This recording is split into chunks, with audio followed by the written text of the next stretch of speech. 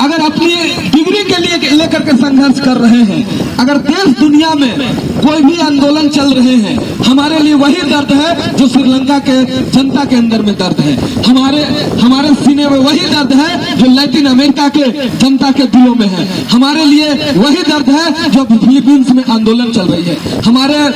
हमारे लिए वही दर्द है जो यूक्रेन और रशिया में आंदोलन चल रहे हैं। हमारे लिए वही दर्द है जब मगध विश्वविद्यालय के शिक्षकेतर कर्मचारियों का दर्द है। हमारे लिए वही दर्द है जब 7 महीने से उन शिक्षकों का वेतन नहीं मिला है, वो अपने बाल बच्चे को पढ़ाने को लेकर के, अपने रोग दुख के लेकर के इलाज नहीं करवा पा रहे हैं। हमारे लिए वही दर्द है। हम उसी दर्द को समेटने आए हैं जो संविदा कर्मी विगत 7 महीना से वेतन नहीं मिला है, उनको लेकर के भी हम बैठे हैं। हमारे लिए वही दर्द है जब रिटायर्ड शिक्षक जो हमारे कभी गार्जियन, यह बता देना चाहता हूं कि वह 3 सूत्री मांग किसी भी संस्था के निर्माण के लिए, जिसके लिए और जिसके द्वारा संस्था का निर्माण किया जाता है और जिस मकसद के साथ जिस संस्था का निर्माण होता है, वही 3 सूत्री मात्र डिमांड है। परीक्षा लेना, उसका परिणाम घोषित करना, साथ ही साथ परीक्षा परिणाम के बाद जो छात्रों को डिग्री मुहैया होना चाहिए, डिग्री के लिए हम 23 दिनों से यहां बैठे हुए। मगध विश्वविद्यालय प्रशासन डिग्री परीक्षा और परिणाम देने में असक्षम है। आप हमारी आंदोलन के माध्यम से इन 23 दिनों में अगर पूरी आप विभिन्न माध्यमों से, विभिन्न सोशल मीडिया के माध्यम से, प्रिंट मीडिया के माध्यम से या फिर यहाँ की व्यवस्था से अवगत होंगे तो भली भांति आप लोग जानते होंगे कि इस जगह पर डिग्री, परीक्षा और परिणाम तीनों चीज में फेल्यूर है। हम दोष किसको दे सकते हैं? हम क्या विश्वविद्यालय प्रशासन को दोष दे करके चुप हो जाए? हम क्या सिर्फ सरकार को दोष दे दे काम चल जाएगा? सच देखा जाए, इस 23 दिनों में अगर हम लोग आत्मचिंतन करें या आत्म आलोकन करें, अगर एक छात्र है, एक छात्र होने के नाते हम लोग इस चीज की जानकारी लें, तो कहीं ना कहीं इसका जवाब आपके मन में खुद आ जाएगा। एक जवाब यह आएगा कि हमने गलती किया, नामांकन दर्ज करवाना ही हमारी सबसे बड़ी जीवन की भूल रही, गुनाह हुआ, जो शायद आजीवन इस दंश को हम झेलते रहेंगे, इसको देखने वाला कोई। दूसरी गलती यह हुई कि हमने किया तो किया क्या, जब इस विश्वविद्यालय में ऐसी व्यवस्था कायम है और हमने नामांकन भी ले लिया और हमारा अधिकार बनता था कि हम नामांकन ले, सारी चीज को आगे बढ़ाएं, इसके बावजूद भी हम लोगों को कैसे चर्चाएं नहीं किया, हमने पढ़ाई नहीं किया। ये मैं आपसे क्यों बोल रहा हूं, इसको समझने की जरूरत है। हमने कभी सुना था कि विद्यार्थी जो है कल्पनाशील रहते हैं, वो विचारों को समझते हैं, बुझते हैं और उसके बाद व्यक्तिगत रूप से अपना विचार उत्पन्न करते हैं। आज ऐसी विकट परिस्थिति हो गई और ये मैं नहीं कह सकता हूं पर प्रायोजित ऐसी बातें रही, क्योंकि मैं उस हालत में नहीं हूं जो आप लोगों को बता सकता हूं। लेकिन मैं कहीं ना कहीं यह बात आपको पुरजोर तरीके से और अंतरात्मा से कहना चाहूंगा कि कहीं ना कहीं यह दोष हम में और आप में रही होगी, जिसके कारण से इस विश्वविद्यालय ने और इस सत्ता में आपको मूलभूत जिस तरीके से भोजन की आवश्यकता जरूरी है, उसी तरीके से शिक्षा जो हमारी मौलिक अधिकार है, शिक्षा तो रसातल में है ही, हमारा प्रवेश परीक्षा और परिणाम भी रसातल में चला गया है। सीधे तौर पर अगर हमारे अभिभावकों ने हमारी जीवन के लिए सिर्फ मोटो देखा कि आप जाइए नामांकन ले लीजिए, तो सिर्फ अब अभिभावक भी उतना ही दोषी है जितना इस विश्वविद्यालय के प्रशासन दोषी है।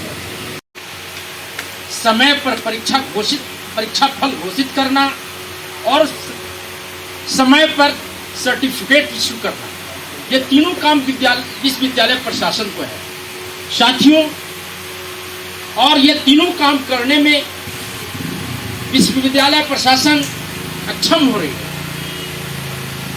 जिस तरह से बिहार में उच्च स्तर की शिक्षा को बर्बाद किया जा रहा है साथियों, उसके लिए कम से कम आप लोग आगे आए हैं और आगे बढ़ करके संघर्ष कर रहे हैं, इसके लिए आप धन्यवाद के पात्र हैं साथियों।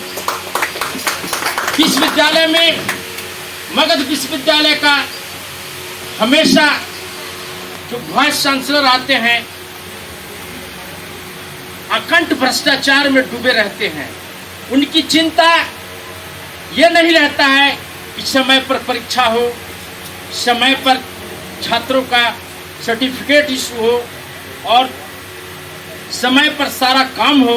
उनकी ये चिंता रहता है कि हमारा लोग कैसे लाभान्वित हो, हम कैसे अपने लोगों को फायदा पहुंचाएं और हम अब जितना तरह का भ्रष्टाचार हो उसका हम करें और पुरजोर करें, ये उन लोगों की मंशा रहती है साथियों। इसी तरह से इसके लिए सबसे बड़ा अगर कोई जिम्मेवार है तो हम समझते हैं कि राज्यपाल की तरफ से वाइस चांसलर की नियुक्ति होती है साथियों। बिहार सरकार भी दोषी है क्योंकि बिहार सरकार इसको पैसा देती है, लेकिन वाइस चांसलर की नियुक्ति राज्यपाल करते हैं। आज वही राज्यपाल विभिन्न तरह के आरोप से घिरे हुए हैं, करोड़ों रुपया इन पर गबन का आरोप है और उसके बावजूद भी राज्य सरकार और राजभवन के बीच तकरार चल रहा है कार्रवाई के लिए। इस पर कौन कार्रवाई करेगा और कैसे सुधार होगा साथियों? जब तक अस्थायी रूप से यहाँ मगध विश्वविद्यालय के वाइस चांसलर नहीं आएंगे और तब तक हम नहीं समझते हैं कि जो अभी वर्तमान में जो प्रभारी होंगे वो तो सिर्फ अपना समय गुजारने का काम करते होंगे। उनको न ये जरूरत होगा कि सर्टिफिकेट इशू हो, न परीक्षा की चिंता होगी। चूंकि साथियों मैं इसी विश्वविद्यालय मगध विश्वविद्यालय के छात्र 92-94 बैच का रहा हूँ और उस समय भी, क्योंकि उस समय कोई छात्र संगठन हुआ नहीं करता, लेकिन आज की अपेक्षा उस समय हम लोग आते थे तो ऐसा नहीं था। यहाँ के कर्मचारी जैसे ही आते थे उस समय हम लोग काम करवा लेते थे। जो एग्जामिनेशन कंट्रोलर होता था, वाइस चांसलर होता था, हम लोग डायरेक्ट बात करके अपने काम करवाते थे छात्रों के हित में। क्योंकि उस समय मगध विश्वविद्यालय में बहुत सारे जो विश्वविद्यालय हैं आज अलग अलग हो गए हैं, उस समय सब साथ में थे। लोग आरा से आते थे, पटना से आते थे, बहुत दूर दूर से लोग आते थे। 2-2 दिन 3-3 दिन तक यहाँ रहना पड़ता था सर्टिफिकेट के लिए। साथियों आप लोग लगातार 23 दिन से इस काम को अंजाम दे रहे हैं और यह धरना प्रदर्शन धीरे धीरे कॉलेज स्तर पर भी पहुंच रहा है। यह आपका संघर्ष का फल ही है। अभी दीपक जी ने कहा औरंगाबाद में और सारे जगह, कहीं कहीं जहानाबाद में, ये आपका संघर्ष का फल ही है। संघर्ष का लोग आपके संपर्क में आने के कारण ही जगह जगह पर धरना प्रदर्शन कर रहे हैं। साथियों सिर्फ एकजुटता के साथ रहना होगा। अभी छात्रगण, मैं इधर कुछ दिनों से अस्वस्थ चल रहा था, जिसके कारण विश्वविद्यालय में आना कम हो रहा था। लेकिन जब से यह जानकारी मुझे मिली थी कि आपका धरना का कार्यक्रम चल रहा है, तब से मैं हमेशा सोच रहा था कि कम से कम एक दिन ही सही जाकर समर्थन मुझे देना है। बिहार का सबसे बड़ा विश्वविद्यालय कभी हुआ करता था।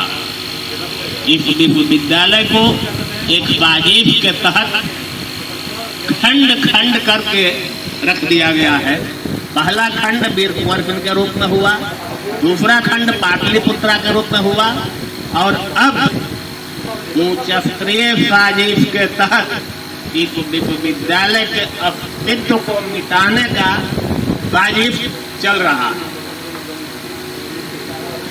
आपको, हमें, मगध क्षेत्र के जितने भी वासी हैं, छात्र हों, शिक्षक हों, अभिभावक हों, हम सबों का दायित्व बनता है कि विश्वविद्यालय के अस्तित्व को मिलजुल कर बचा सकें। आज यह है कि छात्र 23 दिनों से अपनी परीक्षा परिणाम के लिए समय पर परीक्षा लेने के लिए और धरना पर बैठे हुए हैं। बावजूद इसके विश्वविद्यालय प्रशासन इतना बेशर्म हो गया है कि इसके कान में जूं तक नहीं रह रहा। मैं आपके धरना को अपनी ओर से बिहार राज्य विश्वविद्यालय और महाविद्यालय कर्मचारी महासंघ मगध प्रक्षेत्र नॉन टीचिंग के सेक्रेटरी होने के नाते अपनी ओर से और बिहार राज्य विश्वविद्यालय महाविद्यालय कर्मचारी महासंघ मगध प्रक्षेत्र संगठन की ओर से आपके धरना का पुरजोर समर्थन करता हूँ और विश्वविद्यालय प्रशासन से यह मांग करता हूँ कि यथाशीघ्र छात्रों का परीक्षा फल प्रकाशित किया जाए। 2023 से लेकर अब तक जिन छात्रों का पंजीयन नहीं कराया गया है उनके पंजीयन को यथाशीघ्र कराया जाए। लंबित परीक्षा फल यथाशीघ्र प्रकाशित किया जाए। मित्रों, आपने देखा होगा पिछले मई माह में जो सेवानिवृत्त शिक्षक हैं उनके जो महामंत्री राम प्रदेश बाबू 91 साल की आयु में लगातार 4 दिन इस विश्वविद्यालय के कैंपस में धरना पर बैठे। हम शिक्षकेतर कर्मी भी 25 मई को एक दिन धरना का कार्यक्रम चलाया। बावजूद इसके विश्वविद्यालय प्रशासन की नींद अभी नहीं खुल रही है। मैं आपको यह जानकारी दे दूं कि मेरा जो 15 सूत्री मांग पत्र है उसमें 2 मांग छात्रों से रिलेटेड है। हमने डिमांड किया है कि छात्रों का उच्चीकरण यथाशीघ्र कराया जाए, लंबित परीक्षा फल यथाशीघ्र प्रकाशित किया जाए और छात्रों का परीक्षा का समय लिया जाए। हमने पुनः चरणबद्ध आंदोलन का निर्णय लिया है। 1 अगस्त से हम आज आए हैं विश्वविद्यालय प्रशासन को एक समय देने 31 तारीख तक यदि हमारी समस्याओं का समाधान, छात्रों के समस्याओं का समाधान नहीं किया जाता है, 1 अगस्त से हम भी चरणबद्ध आंदोलन पर उतरने जा रहे हैं। लेकिन मेरे छात्रों, आज टुकड़े टुकड़े में होकर संघर्ष करने का काम नहीं चलेगा। हमको एक बैनर तले आना होगा। छात्र शिक्षक कर्मचारियों की एक समन्वय समिति बनानी होगी और उस समिति के तहत विश्वविद्यालय को बचाने के लिए हम लोग को संघर्ष करना होगा। और जब हम तीनों मिलकर संघर्ष करेंगे तो मुझे पूरी विश्वास है कि हम अपने संघर्ष में सफल होंगे।